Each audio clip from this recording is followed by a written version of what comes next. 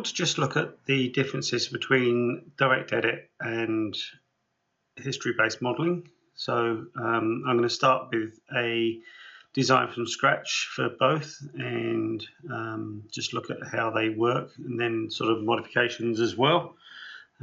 Also look at direct edit in the assembly environment. So I'm going to start with a sort of spanner type design, and I'm just going to start by drawing in direct edit Synchronous, and just start by building a 35mm circle and just pick within the region, pick on the direction, and we can just drag that in. I'll come down 12. Need to do the start of the arm, so I'll do a rectangle by center on this plane here. So we'll lock up the F3, and this time I'm going to switch to the sketch view so I can pick up off the key points, and you can see them pulling in, and just using the key in on the actual dimensions, and using the tab key to switch around between the two. So I'm going to use the extrude command this time, just because it's easier to pick up on that sketch. So do that, automatically defaulting to adding, and I just need to put in a distance on that. So finally I'm going to do a polygon by center, and again we'll lock the plane and just sort of key in from there, six-sided as you'd expect, and just put in dimension that I'm after, orientation. So coming out of there, I can sort of pick on the region, and then notice this time it's gone into an add or cut option. So if I go up, it will add; if I come down, it will subtract. And you can sort of just scroll through and just turn those on or off as you need to. I'm just going to hide that sketch now because that's all that I need to use it for. I need to do the opposite end of this as well, so I can fence select that and reposition the steering wheel. I've turned off design intent so that it doesn't try anything flash. I'll go with a copy, and I'll just drag that out, say 250, to give me my two ends. Notice that the arm's in the wrong orientation, so I can pick on the steering wheel and just sort of rotate that around and put in a key in for that. So that's all nice and quick and easy. Nice simple profiles.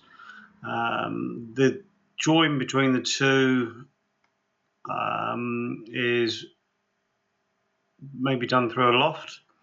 Where this sort of falls down is direct edit. I'll show you now. So if we go loft and change the option to face, top corner, do the same on the other end. Right mouse click to accept it, and then change to curvature continuous at both ends, and just accept that.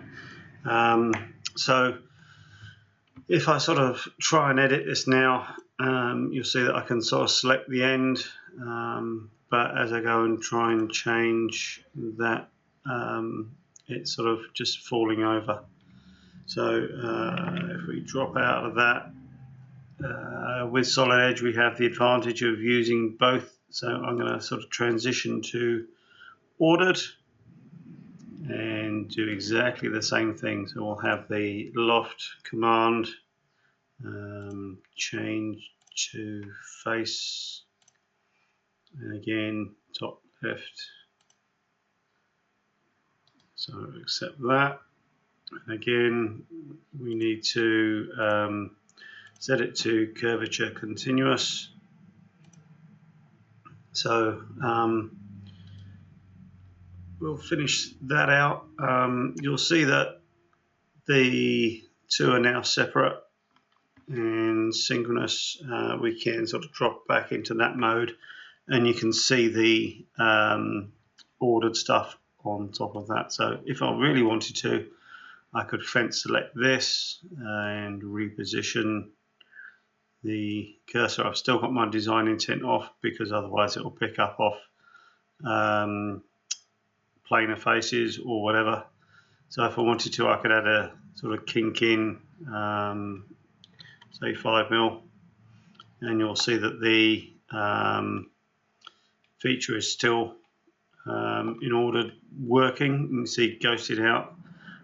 If I wanted to, I could also reposition this. I can sort of say click on that and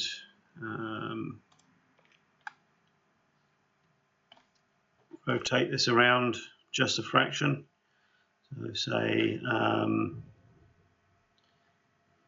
minus 15 degrees, and you'll see that because we use that curvature continuous, that lofted face still works.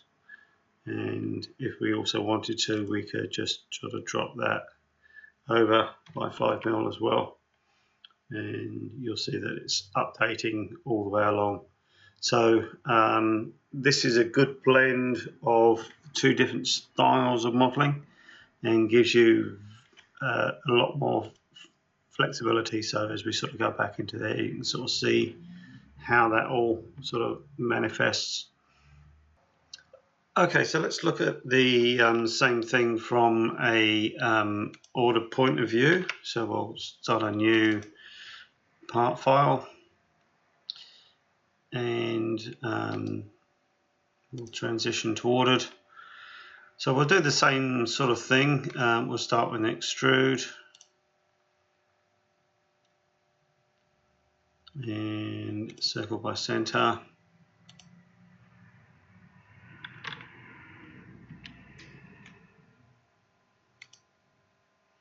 Close out of the sketch, and we can give it a depth of 12, just like we did before, and direction. So we'll then add another one. Let's go finish, and we'll do the same sort of thing. We'll start drawing on that same plane. So the sort of start of modeling is very similar, and you can see that the same steps are still there. We'll give it a depth of 30. So for the other one, if I didn't have any plan of modifying it and just having it as a straight extrusion, I could sort of mirror about a plane in the middle here. Actually, I'll just add in the cutout on the top face. So we'll go with the polygon by center, still set to 6, so we'll just put in the size and orientation.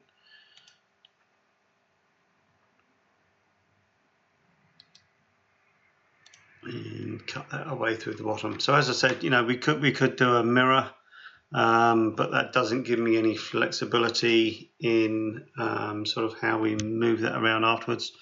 One thing we can do is to just do another coordinate system. So we'll start with relative to base coordinate system, and we want to go minus 250 in the x direction, 0 in the y direction. Sorry, missed a step. Relative, so that one needs to be minus 250. And this one we'll just leave the orientation the same.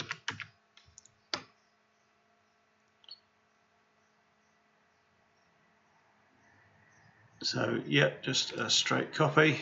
So then from there we can start building the other extent, so we can just sort of work off that plane there.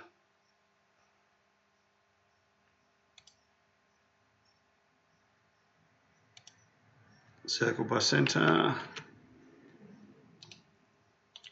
close out of there.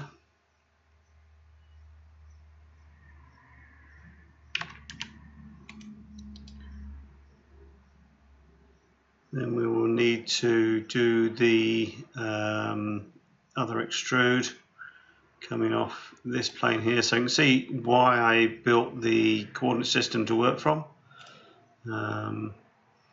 But typically you'd probably not necessarily realize that when you're doing your design in the first place, and that can sort of screw up how you come about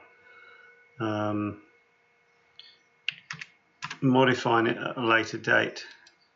So you can already see that we've sort of added in a lot more design. I mean, this is a simple model in reality. And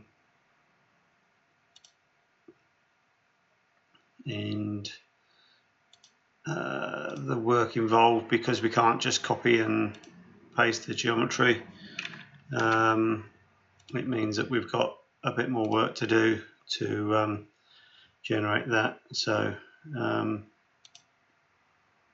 we are sort of slower in getting there. So the final stage is exactly the same as how we finished off the other one. Change this option to face.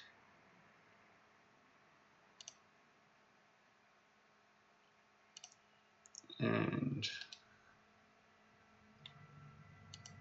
set the same option as well.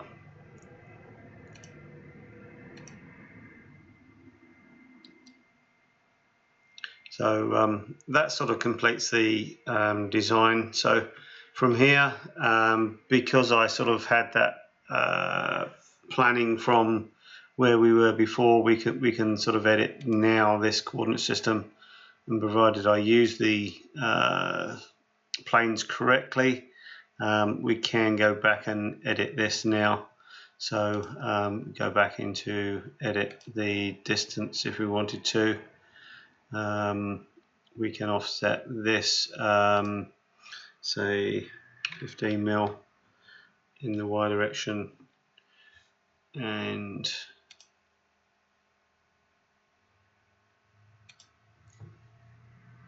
rotate this around, say 15 degrees as well, about the X. And now you see where that sort of, you know, the lack of planning can sort of kill what you're doing. We'd now need to go in and sort of decipher what's gone wrong and go back and edit each of these features. That one seems to have behaved on top of that, but this one here, we've sort of lost. We didn't tie it into the coordinate system when we built it, so we've lost that.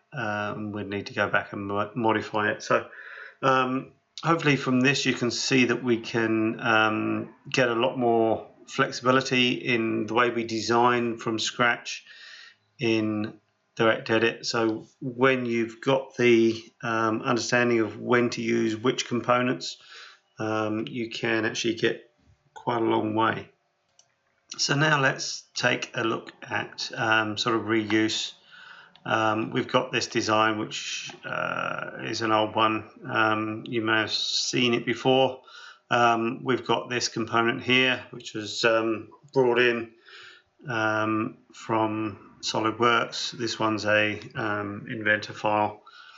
So you see that the flange here does not match what that one is. So if we double click on the adapter, we can just reuse geometry.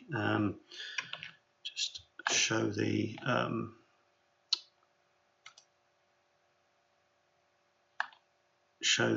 design.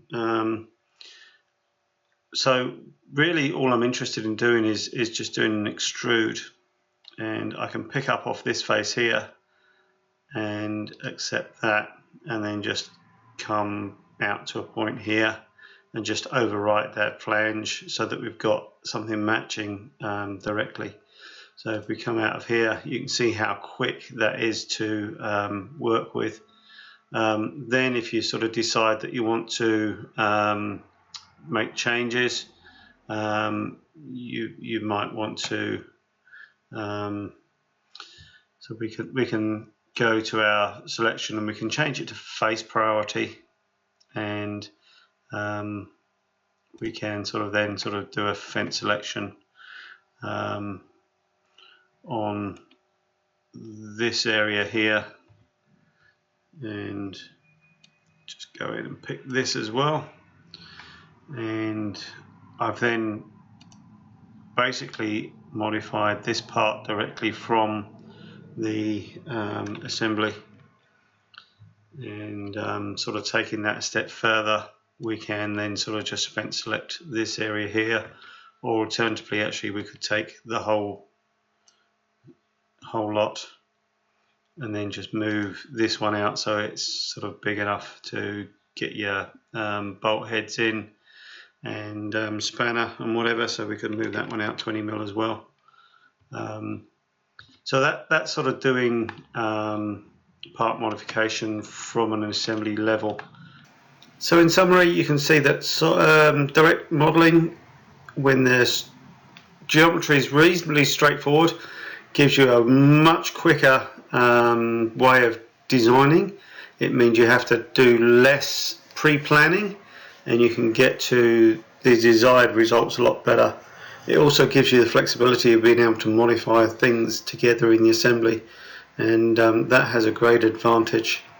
Likewise, history-based modeling is really good for the more complex surfaces, lofts, sweeps, surfacing, and that still has its own place. So Synchronous technology gives you the ability to merge the two, and Solid Edge has both options available to you, so you can use whichever is the most appropriate at the time of design.